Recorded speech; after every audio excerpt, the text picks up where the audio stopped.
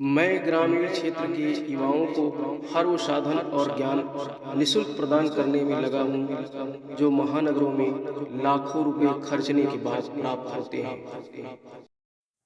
मैं शपथ लेता हूँ कि विद्यार्थी मेरे धर्म में मानवता की सेवा करना मेरा परम लक्ष्य है।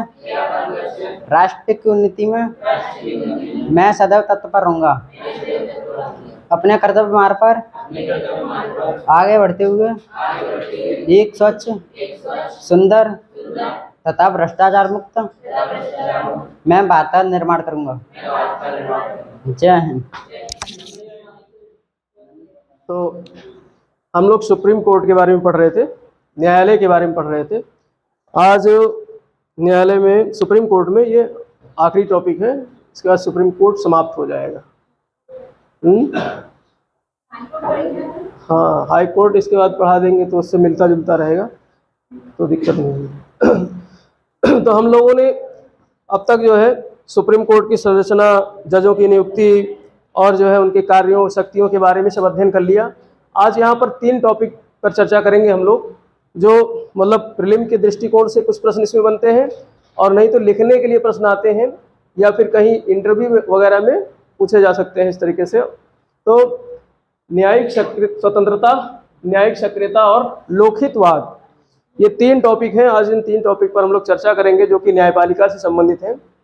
हमने बताया था हमारा न्यायपालिका क्या है, स्वतंत्र है। न्यायपालिका क्या है, स्वतंत्र है, जिससे कि किसी के दबाव में ना करके निर्णय ले। इसीलिए उस स्वतंत्र न्यायपालिका की स्वतंत्रता की आवश्यकता है।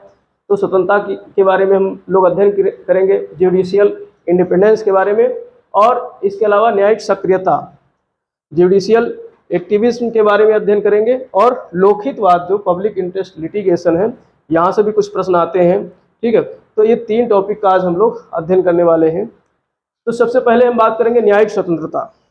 देखो, हमारे संविधान निर्माताओं को ये पता था कि जो है शक्तियों का जो है हम लोग पृथक्करण समझते हैं, पढ़ते हैं। शक्तियों को 3 भागों में जो है बांटा गया है, विधायिका, कार्यपालिका और न्यायपालिका। विधायिका का काम है विधि का निर्माण करना, कार्यपालिका का काम है कानून जो है लागू करना, और न्यायपालिका का कार्य क्या है, विधि का शासन स्थापित हो। इसके लिए जो है कानूनों को जो है उसको देख रेख करना कि कानून से शासन हो रहा है कि नहीं हो रहा है। अगर कानूनों का उल्लंघन हो रहा है तो ऐसी स्थिति में सजा का प्रावधान करना। तो इसलिए जो है शक्तियों का जो है पृथक्करण किया गया था, 3 भागों में शक्तियों को बांटा गया था। और ऐसा ना हो कि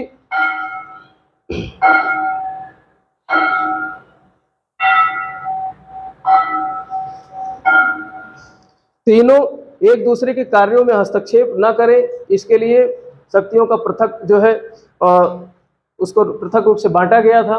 तो लेकिन कार्यपालिका और न्यायपालिका, वो कार्यपालिका और विधायिका जो है न्यायपालिका में हस्तक्षेप न कर सके, इसके लिए और अलग से प्रावधान किया गया था।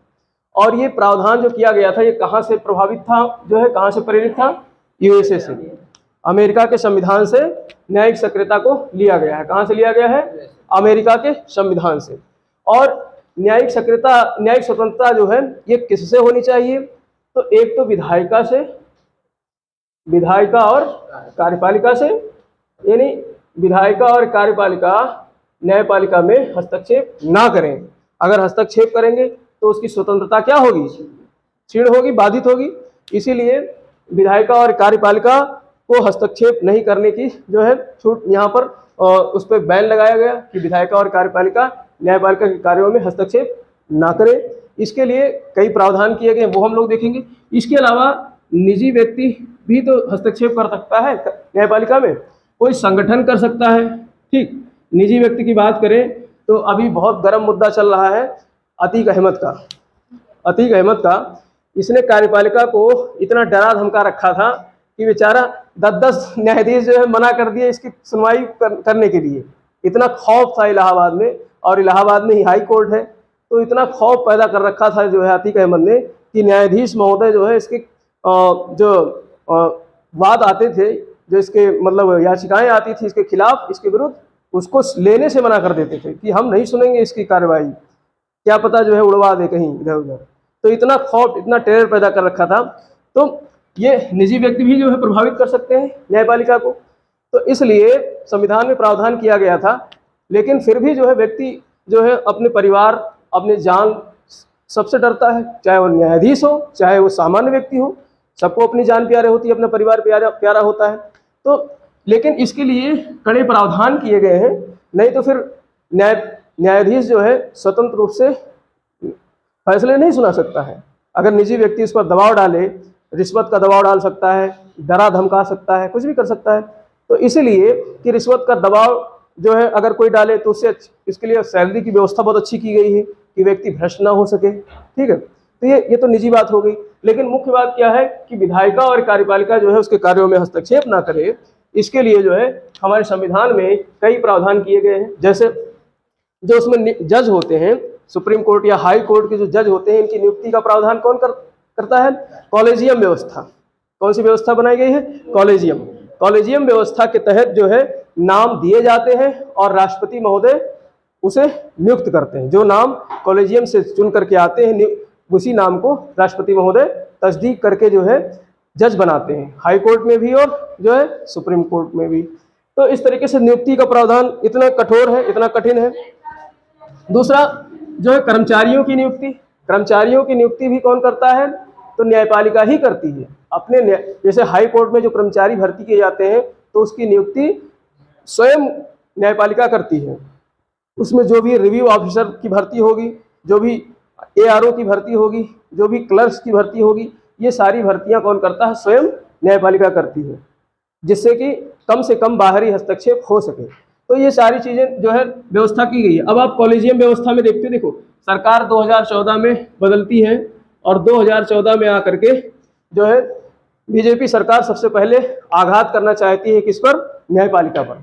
न्यायपालिका को अपने अंडर में लेने के लिए, उसकी स्वतंत्रता को बाधित करने के लिए क्या लेकर आती है? 99वां संविधान संशोधन।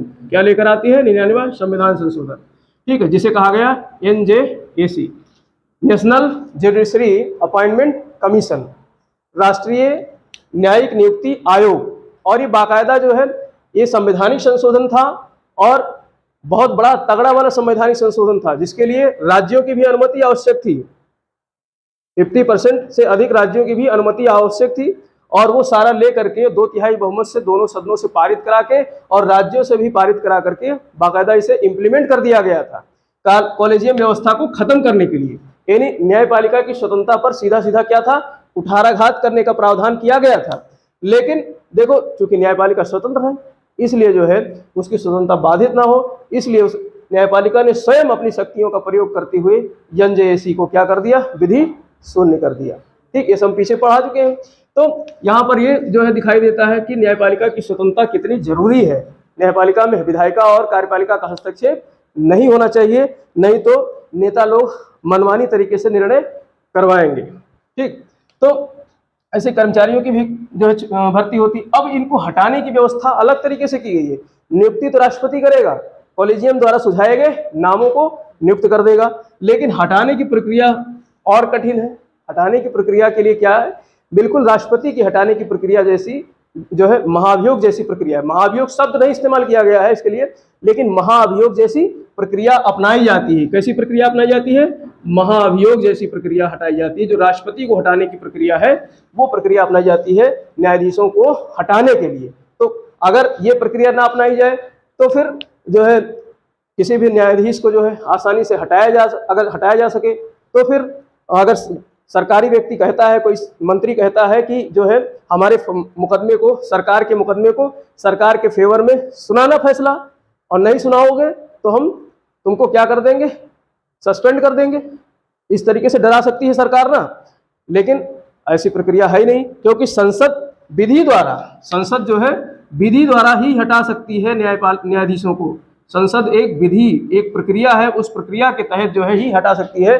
जो महाअभियोग जैसी प्रक्रिया होगी, राष्ट्रपति को हटाने की जो महाअभियोग प्रक्रिया है उस जैसी प्रक्रिया होगी तो संसद ही हटा सकती है। इसलिए ये बहुत कठिन प्रक्रिया है। प्रत्येक सदन से 2/3 बहुमत से जो है प्रस्ताव पास होना चाहिए, तभी जो है उसे, और इसके अलावा जो है उस पर जो है 2 प्रकार के दोष सिद्ध होने चाहिए। एक तो कदाचार सिद्ध होना चाहिए, और दूसरा जो है उस पर असमर्थता सिद्ध होना चाहिए, यानी वो करने लायक नहीं है। किसी प्रकार का अगर दोष सिद्ध होता है तभी जो है उसे हटाया जा सकता है। तो इसलिए इसके हटाने की प्रक्रिया बहुत कठिन है, इसीलिए कार्यपालिका और जो है विधायिका इस पर अपना वर्चस्व नहीं स्थापित कर पाते हैं। इसीलिए न्यायपालिका क्या है, स्वतंत्र है। अब वेतन की बात करें तो वेतन बहुत अच्छा दिया जाता है कि कोई भी न्यायाधीश भ्रष्ट ना हो सके, कि लालच में आकर के हम दे दिए जो है पैसा, और लालच में आकर के जो है व्यक्ति वो न्यायाधीश फैसला हमारे पक्ष में सुना सके। तो इसलिए वेतन भी अच्छा दिया जाता है, और वेतन भी जो है कहाँ से दिया जाता है, संचित निधि से। वेतन कहाँ से दिया जाता है, संचित निधि से। संचित निधि मैंने बताया था उदाहरण से, ठीक। तो संचित निधि से दिया जाता है। अगर जो है हाई कोर्ट के न्यायाधीशों को देना है तो राज्य की संचित निधि से दिया जाता है, सुप्रीम कोर्ट के न्यायाधीशों को देना है तो केंद्र के संघ की संचित निधि से दिया जाता है। लेकिन पेंशन सभी को किससे दिया जाता है, संघ की संचित निधि से, केंद्र की संचित निधि से, चाहे वो हाई कोर्ट का रिटायर्ड जज हो, चाहे सुप्रीम कोर्ट का रिटायर्ड जज हो, ठीक है। तो संचित निधि की सबसे बड़ी मतलब खासियत क्या है, इसमें संसद जो है किसी प्रकार से जो है इनके वेतन को घटा नहीं सकती। संसद जो है वेतन को कम नहीं कर सकती है, क्योंकि ये संचित निधि से दिया जाता है, इसलिए वेतन को घटाया नहीं जा सकता है। नहीं तो फिर खुन्नस में आकर के संसद क्या करे, वेतन को कम कर दे, तो वेतन को कम नहीं किया सकता है। इसीलिए न्यायपालिका जो है स्वतंत्र रहने का मतलब उसको प्रावधान किया गया है। अब इसके अलावा सेवानिवृत्ति के बाद जो है जो सुप्रीम कोर्ट का जज होता है वो किसी भी न्यायालय में प्रैक्टिस नहीं कर सकता है सेवानिवृत्ति के बाद, क्योंकि अगर सेवानिवृत्ति के बाद पता चले सुप्रीम कोर्ट में केस सुनने लगा, वकील बन गया, तो ऐसी स्थिति में फिर जो है, क्योंकि वो लूप होल सारा जानता होगा ना सुप्रीम कोर्ट का, और फिर जो और न्यायाधीश है वो उसके दबाव में आ सकते हैं, और न्यायाधीश जो फैसला सुनाएंगे तो कहेंगे भैया ये भूतपूर्व न्यायाधीश है, इसकी बात को मान लेते हैं, इसका मान सम्मान रख लेते हैं, तो फिर मतलब न्यायपालिका की स्वतंत्रता बाधित होगी कि नहीं।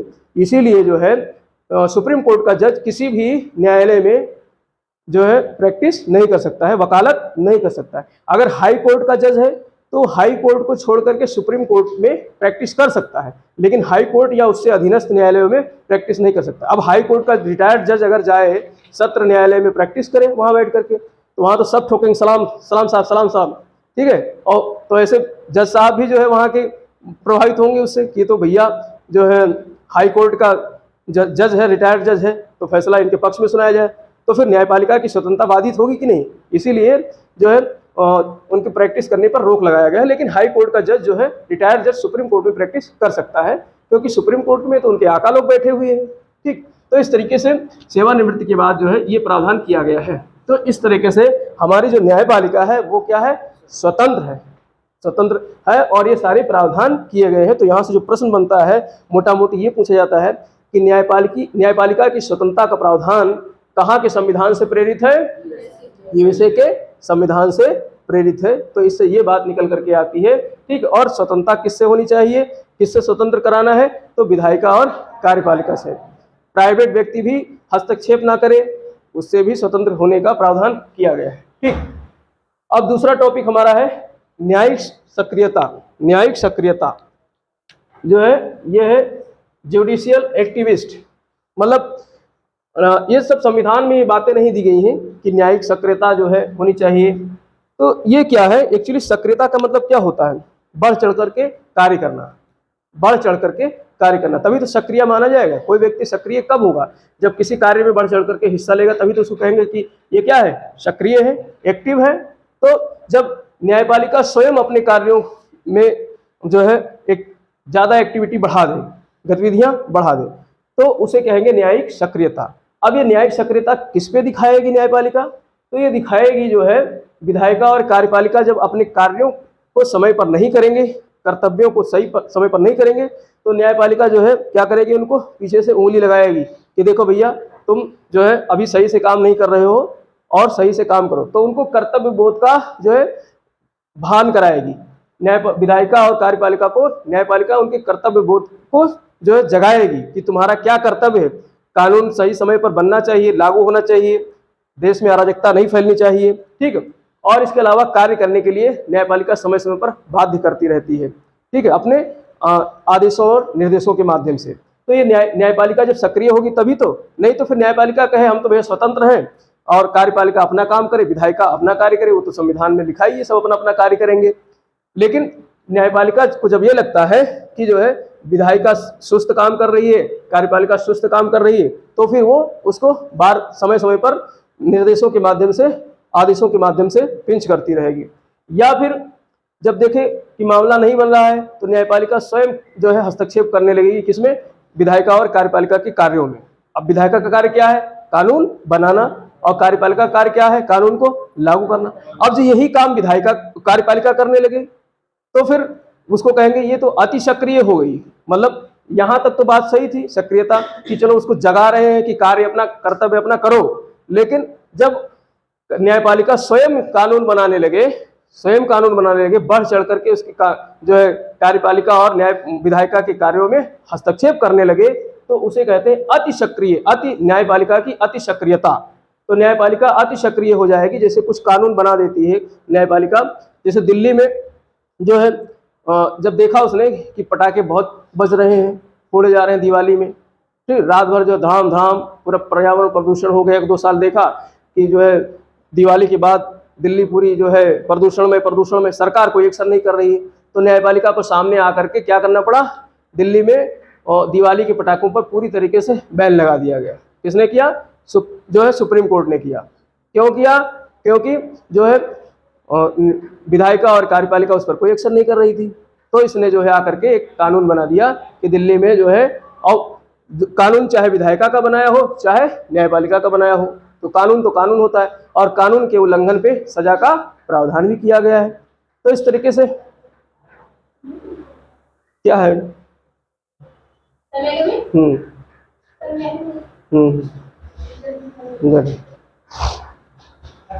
तो कानून के उल्लंघन पे सजा का प्रावधान भी किया गया है। तो इसलिए कानून चाहे विधायिका बनाए चाहे न्यायपालिका बनाए, दोनों में सजा का प्रावधान किया गया है।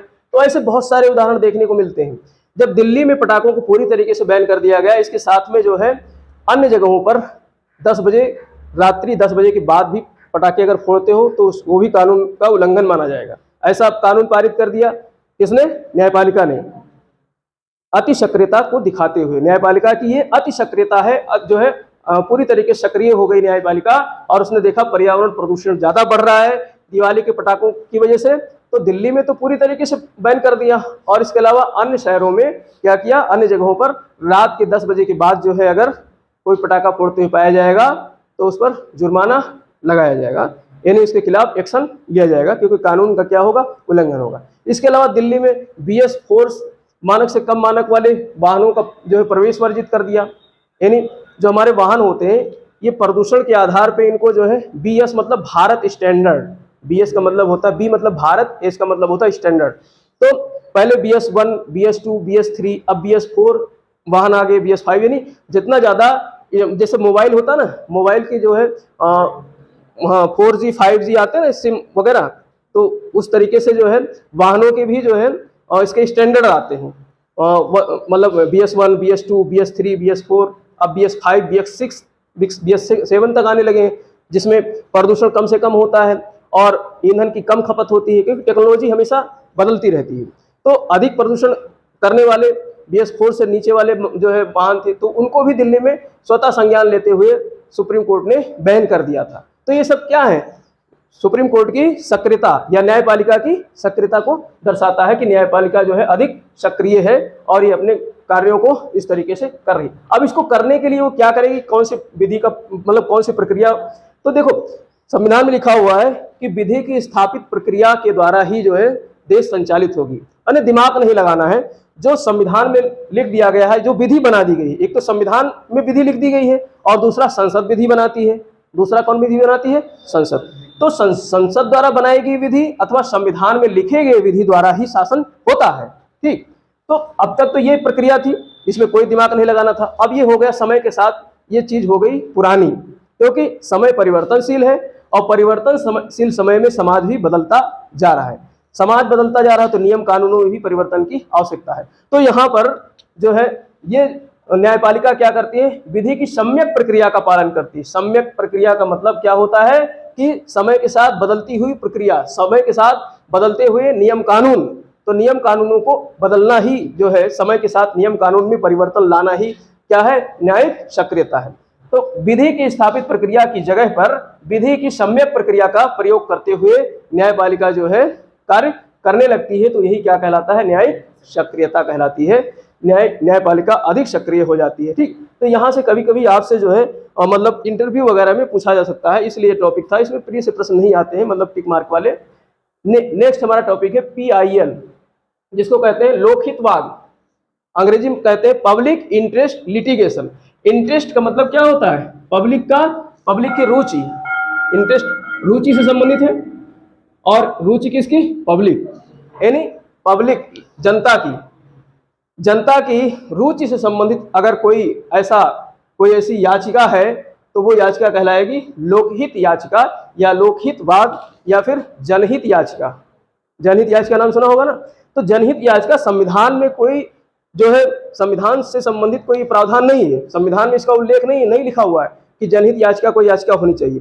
देखो होता क्या है कि याचिका का जो सामान्य रूल है, जो व्यक्ति पीड़ित होगा वही व्यक्ति जाएगा अपने जो है मुकदमा करने के लिए, अपना मुकदमा करने के लिए, चाहे हाई कोर्ट हो, सुप्रीम कोर्ट हो या लोअर कोर्ट्स हो, अधीनस्थ न्यायालय हो, पीड़ित व्यक्ति जाएगा। अथवा पीड़ित व्यक्ति अगर जेल में बंद है या कहीं पर उस जो है अरेस्ट है, तो ऐसी स्थिति में उसका परिवार जाएगा या उसके रिश्तेदार जाएंगे। ठीक है, ये प्रावधान है। लेकिन अभी जो है 1979 में जो है, जब उस समय CJI चीफ जस्टिस थे PN भगवती जी, तो उस समय बिहार से एक मामला पहुंचा। बिहार में 40,000 लगभग जो है कैदी बंद थे, और वो काफी लंबे समय से उनको जो है छोड़ने का प्रावधान चल रहा था। तो एक वकील जाकर के एक मुकदमा दायर करता है। अब वकील का उसमें कोई इंटरेस्ट नहीं था, उसका कोई रुचि नहीं था, उसमें तो 40,000 कैदी बंद थे, लेकिन तीसरा व्यक्ति जाता है वहां पर मुकदमा दर्ज करता है। तो PN भगवती महोदय उसके मुकदमे को जो है स्वतः संज्ञान लेते हुए मुकदमा दर्ज कर लेते हैं। तो 1979 से पहले क्या प्रावधान था कि पीड़ित व्यक्ति मुकदमा दर्ज कराएगा, अथवा जो है पीड़ित व्यक्ति के ही परिवार वाले अथवा उसके नाते रिश्तेदार मुकदमा दर्ज कराएंगे। लेकिन अब चेंज करके क्या कर दिया गया है, अब जो है तीसरा व्यक्ति जा करके मुकदमा दर्ज कर सकता है। लेकिन मुकदमा कैसा होना चाहिए, किसी निजी व्यक्ति का मुकदमा नहीं होना चाहिए, उससे समाज प्रभावित हो रहा हो, लोग प्रभावित हो रहे हैं, इसलिए कहा गया है लोकहितवाद। अगर निजी व्यक्ति अपना मुकदमा जो है PIL में दर्ज करेगा तो नहीं दर्ज किया जाएगा, अगर दर्ज भी करते हैं तो उसमें पेनल्टी लग सकता है, क्योंकि कोर्ट के पास इतना समय नहीं है, कि जो है जनहित याचिका के अलावा पर्सनल याचिकाएं सुने। पर्सनल याचिका नहीं सुनता है, मैंने तो बताया है ना, जो सुप्रीम कोर्ट है वो किस तरीके की याचिकाएं सुनते हैं, तो कल वाले क्लास में मैंने पूरा बताया था। लेकिन अगर लोकहित याचिका है, जनहित याचिका है, तो सुप्रीम कोर्ट तुरंत सुनती है, उस पर तुरंत एक्शन भी लेती है, क्योंकि सुप्रीम कोर्ट के पास बहुत सारे मुकदमे लंबित पड़े होते हैं जिनको देखना सुप्रीम कोर्ट का काम होता है। लेकिन जब लोकहित याचिका होती है, अब लोकहित याचिका प्रेरित किससे है, तो ये न्यायिक सक्रियता से प्रेरित है। किससे प्रेरित है, न्यायिक सक्रियता से प्रेरित है, क्योंकि इसमें सुप्रीम कोर्ट या जो हाई कोर्ट सीधे एक्शन में आते हैं और मुकदमों को दर्ज करते हैं। पुराना प्रावधान क्या था कि पीड़ित व्यक्ति मुकदमा दर्ज करेगा या उसके नाते रिश्तेदार दर्ज करेंगे। लेकिन अगर कोई ऐसा केस है जिस केस से जो है पूरा समाज या कोई ग्रुप जो है प्रभावित हो रहा है, माने एक केवल व्यक्ति नहीं प्रभावित हो रहा है, कोई समाज का कोई व्यक्ति, कोई मतलब कोई पूरा समाज या समाज के जो है लोग प्रभावित हो रहे हैं, तो ऐसे मुकदमे क्या कहलाते हैं, लोकहित से संबंधित मुकदमे। और ऐसे मुकदमे कोई पर्सनल व्यक्ति भी दायर कर सकता है, जैसे मुझे दायर करना है लोकहित का कोई मुकदमा और मैं पीड़ित हूँ, मतलब मेरा बच्चा जो है बोर्ड का पेपर दे रहा है, बोर्ड का, अब समझ रहे हैं यहाँ पे, उसके बोर्ड के पेपर चल रहे हैं और सवेरे 4 बजे उठ करके वो क्या करता है, पढ़ाई करता है, और सवेरे 4 बजे ही अड़ोसी पड़ोसी के यहाँ भजन कीर्तन शुरू हो जाता है, लाउड स्पीकर पे ही रामायण का पाठ चल रहा है, कीर्तन चल रहा है, और सवेरे 5 बजे ही जो है अजान होने लगता है। ये डेली की प्रक्रिया है। अब पेपर चल रहा है, बच्चे को क्या होता है, डिस्टर्ब होता है। तो वो मैं तो जब मुकदमा लेकर जाऊंगा दर्ज कराने, तो मैं अपने बच्चे को ध्यान में रख कर ले जाऊंगा, लेकिन वहां पर नीचे नोट और लग जाएगा कि मेरे बच्चे सहित ऐसे तमाम बच्चे बोर्ड की परीक्षाओं में प्रतिभाग कर रहे हैं, वो सब क्या हो रहे हैं, प्रभावित हो रहे हैं। तो अब ये मुकदमा कैसा हो गया, जनहित वाला मुकदमा हो जाएगा।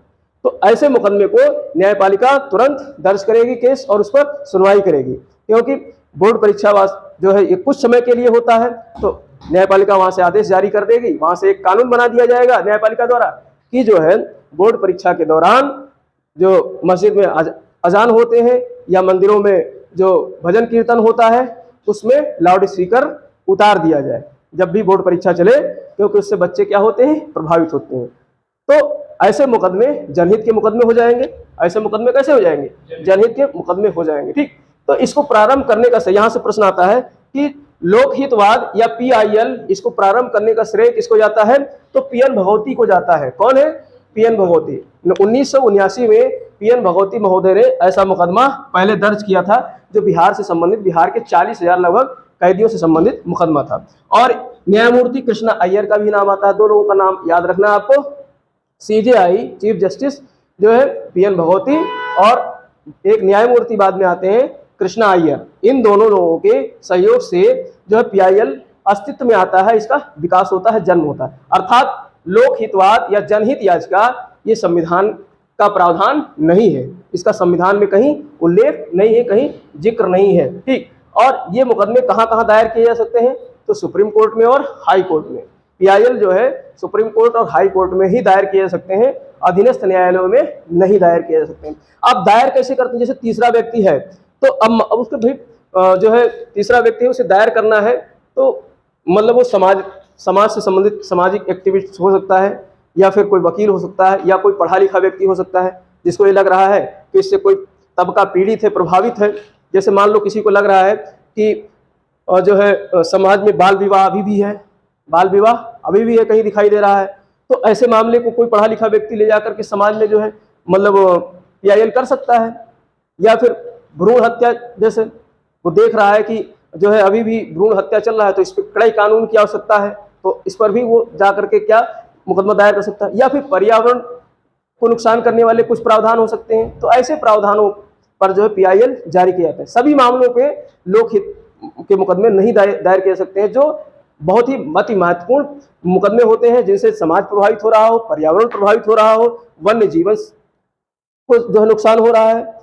जैसे अभी आज का मैं पेपर पढ़ रहा था, तो कुत्तों के लिए जो है न्यायिक सक्रियता को दिखाते हुए न्यायालय ने एक आदेश जारी कर दिया, उनके लिए क्या नाम है, कार्यपालिका और विधायिका के लिए, कि जो कुत्ते हैं उनको भी जो है निवास का अधिकार है, कुत्तों को भी अपने स्थायी जहां पर उनका जन्म हुआ है वहां पर निवास का अधिकार है। अभी क्या होता था कि जो है कुत्तों को बांधा, वैन में डाला और ले जाकर के दूर छोड़ाते थे। बेचारे कुत्ते अपने जन्म स्थान से भटक गए, बाहर चले गए, और कुत्तों का इलाका बटा होता है, दूसरे इलाके में जाएंगे तो कुत्ते उनको नोच नोच पे खा डालते हैं, मार डालते हैं, तो कुत्तों का अपना इलाका होता है।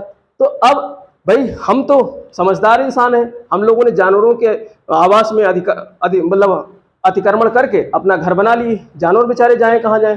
तो कभी कभी न्यायपालिका इस चीज़ को गहनता से विचार करती है, तो उसको लगता है कि यार जानवर भी जो है हमारी तरीके से ही, उनका भी उतना ही अस्तित्व है इस पृथ्वी पर रहने का जितना हमारा है। तो उन्होंने अभी जो है न्यायिक सक्रियता को दिखाते हुए ऐसा आदेश किसको दिया है, कार्यपालिका और विधायिका को, कि जो है कुत्तों को उनको उनके निवास स्थान से हटाया नहीं जाना चाहिए। गर्मियों में बेशक कुत्ता काटता हो, मतलब इंसानों को परेशानी हो रही हो, तो उनसे उपचार किए जाने चाहिए, यानी दवाएं जो है होने चाहिए, और जो है कुत्तों को सुरक्षित जो है रखा जाए, उनको भोजन पानी दिया जाए। कुत्ते क्यों काटते हैं, जब उनको गर्मियों में प्यास लगती है, पानी नहीं मिलता है, या फिर जो है उन्हें समय पर भोजन नहीं मिलता है। वो लोग 15-16 बार भोजन खाते हैं 24 घंटे में, हम लोग तो 3-4 बार हचक हचक के खा लेते हैं, पेट भर लेते हैं, लेकिन वो लोग 15-16 टाइम्स खाते हैं 24 घंटे में, थोड़ा थोड़ा खाते रहते हैं ना। और हमारे जैसे श्वेत ग्रंथियाँ हैं, पसीना निकलने की ग्रंथियाँ हैं, तो कुत्तों में नहीं होती। जब पसीना नहीं निकलेगा तो शरीर की गर्मी नहीं निकलती है, इसलिए गर्मियों में देखा कुत्ते जो है नाली फॉली में लौटते रहते हैं ठंडी लेने के लिए। और जब वहाँ नाली से लौट के निकलेंगे तो पड़ोसी निकालेगा लट्ठा और बजाएगा, कहेगा हट साला यहाँ गंदगी फैला रहा है। तो ऐसे में कुत्ते फिर इरिटेट हो जाते हैं ना, फिर क्या करेंगे, फिर जिसको देखेंगे उनको काटेंगे। तो गर्मियों में कुत्ते जो है खिसिया जाते हैं तो काटते हैं, तो हम क्या करते हैं, उठा करके उनको ले जाते हैं, दूर फेंक आते हैं कहीं उनके इलाके से। अब दूसरे के इलाके में जाएंगे तो वहाँ के कुत्ते उनको नोच डालते हैं। तो इसीलिए स्वतः संज्ञान लेते हुए कोर्ट ने कहा कि जो है कुत्तों का भी उनका जन्म सिद्ध अधिकार है अपने जन्म स्थान पर रहने का। तो ये सब न्यायिक सक्रियता की ही उदाहरण है। ठीक, तो इस तरीके से जो है ये PIL दर्ज किए जाते हैं, जो मतलब कैसे होते हैं, पब्लिक हित से संबंधित होते हैं, इसलिए इसको कहा गया पब्लिक इंटरेस्ट लिटिगेशन। ठीक, तो इस तरीके से 3 टॉपिक हम लोग पढ़े यहाँ पर, न्यायिक स्वतंत्रता, न्यायिक सक्रियता और जो है लोकहितवाद या फिर जनहित याचिका। जनहित याचिका जो है सामान्य शब्द है, पेपर में ज़्यादातर यही आता है, जनहित याचिका। तो जनहित याचिका क्या है? PIL है। जनहित याचिका क्या है? PIL है।